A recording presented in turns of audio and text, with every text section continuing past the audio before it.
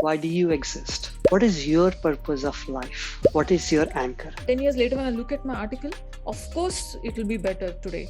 Because you have changed. You are smarter about life. So it is never perfect. The smart guy moves on from perfectionism to life. Life is not perfect. Anchor is basically an activity that puts a structure to your life so that you ensure that you are following a particular path. You're doing something with focus and then a certain objective in mind. Some things that I was passionate about, some things that I would follow, some things apart from office hours that would make me a bit more happier as well as structured. And that conversation got me into a lot of things that I never thought I'd do. Why do we exist, or why do I exist? I exist to have somebody or people remember me after I don't exist, is my deep thought. There is a complete harmony with people I work with, people I live with, people I care about, and society in general. And how I found it is really the origin goes back to my mother. My mother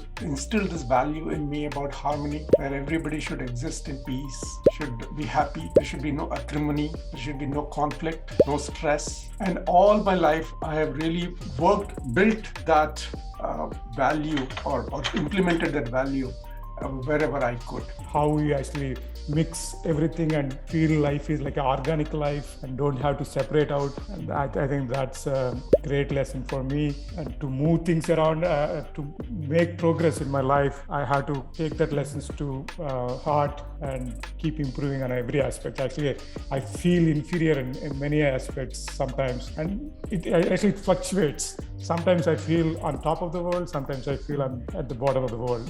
It's like, I don't have an exact measure of my success sometimes. So I need to go back to drawing board and work on these things. The way I read a book is read the front cover, read the back jacket, look on the internet, find the book summary, and I will look at the chapter titles and subtitles. I will read the first and last pair of each, and then whatever chapter I really think I want to master that day, I will go in depth in that. How are you juggling between your passion, your profession, and your family?